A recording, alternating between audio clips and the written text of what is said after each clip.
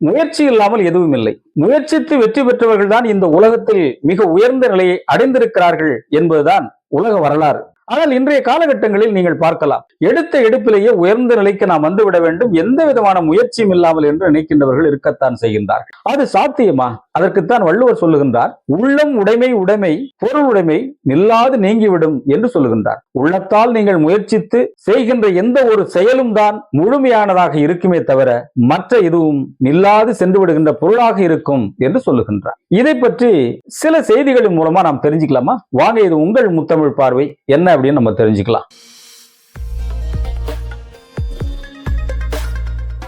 Thomas Alva Edison அவர்கள் phonogram இசைத்தட்டு கருவியை கண்டுபிடிப்பதற்கு 1.5 மணி நேரம் தான் ஆச்சு. ஆனால் அந்த இசைத்தட்டு கருவியை சரி செய்து முறைப்படுத்தி பாட வைப்பதற்காக அவர் எடுத்துக்கொண்ட ஆண்டுகள் எத்தனை தெரியுமா? 18 ஆண்டுகள். அதன் பிறகுதான் அது புழக்கத்திற்கு வந்ததோடு மட்டுமல்ல, இன்று எந்த அளவிற்கு நாம் பயன்படுத்திக் கொண்டிருக்கின்றோம் என்பதும் எல்லோரும் அறிந்த ஒன்றுதான். ஆக 18 ஆண்டுகள் அதற்காக அவர் உழைத்திருக்கின்றார் என்பதுதான் உண்மை. எல்லாருக்கும் தெரியும், எழுத்துலகில் அறிஞர் பெர்னாட் ஷா அவர்களை பற்றி. மிகச்சிறந்த சிந்தனையாளர், எழுத்தாளர். அவருடைய எழுத்துக்கள் உலகம் போற்றக்கூடிய அளவில் இருக்கின்றது என்பது நாம் அறிந்த ஒன்று. ஆனால் அவர் எழுத தொடங்கிய காலங்களில் 9 ஆண்டுகள் அவருடைய புத்தகங்கள் விற்கவில்லை. அதற்காக அவர் சோர்ந்து விடவும் இல்லை. என்ன செய்தார் தெரியுமா? தன்னுடைய வாழ்வியல் நடந்த நிகழ்வுகளை சேர்த்து அவர் எழுத தொடங்கினார். அவருடைய புத்தகங்கள் விற்க தொடங்கியது. இன்று உலக அளவில் அவருடைய புகழ் என்ன என்று நீங்கள் அனைவரும் அறிந்த ஒன்றுதான். அவ்வளவு மிகப்பெரிய ஒரு சிறந்த எழுத்தாளராகவும் தத்துவ ஞானியாகவும் இருக்கின்றார் என்பதுதான்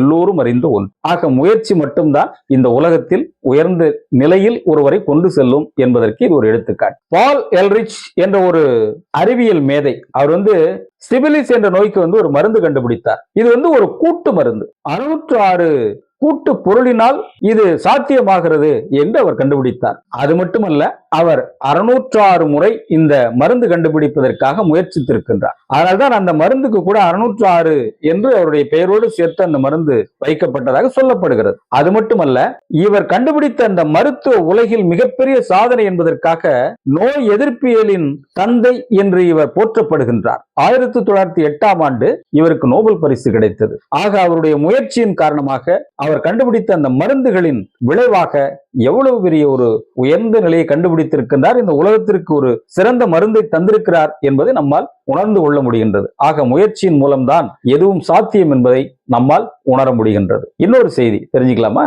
ரவுஸ் என்ற ஒரு வியாபாரி, அவர் மிகப்பெரிய வியாபாரி மட்டுமல்ல, செல்வந்தராகவும் இருந்திருக்கிறார். ஏதோ கடன் பெற்ற காரணத்தினால் கடன் தந்தவர்கள் எல்லாம் இவரை சிறையில் அடைத்து விடுகின்றார்கள். அவர் சிறையில் சுவற்றில் எழுதிய வாசகம் என்ன தெரியுமா? எனக்கு தற்பொழுது 40 வயதாகின்றது. நான் 50 வயது வருகின்ற பொழுது நான் $5 லட்சம் சீமானாக இருப்பேன். 60 வயது வருகின்ற பொழுது நான் $10 லட்சம் அதிபதியாக இருப்பேன் என்று எழுதியிருந்தார். ஆனால் அவருடைய உழைப்பின் மூலமாக அவர் இறக்கின்ற தருவாயில் $30 லட்சம் அவர் வைத்திருந்தார். ஆக உள்ளதெல்லாம் உயர் உள்ளல் என்பதற்கு எடுத்துக்காட்டாக இவர்கள் முயற்சித்தார்கள், வென்றார்கள், வரலாற்றில் சாதனை பெற்றிருக்கிறார்கள் இல்லையா? எனவே எந்த ஒரு செயலும் முயற்சியின் மூலமாக கிடைக்கின்றதே நிலையானதாக இருக்கும். அதுவே உலகம் போற்றும். உள்ளத்தில் கொள்ளுங்கள் நண்பர்களே. இது போன்ற செய்திகளை எல்லாம் மீண்டும் மீண்டும் நம்முடைய முத்தமிழ் பார்வையில இன்னும் பல தகவல்களை தெரிந்து கொள்ளும். நம்முடைய நிகழ்ச்சியை லைக் பண்ணுங்க, ஷேர் பண்ணுங்க, சப்ஸ்கிரைப் பண்ணி பாருங்க. மீண்டும் சந்திக்கும் வரை உங்களிடமிருந்து அன்பு வணக்கம் கூறி விடைபெறுகின்றேன். நான் உங்கள் அன்பின் மாங்குடிக்கே முத்தமிழ் செல்வன். வணக்கம் நண்பர்களே.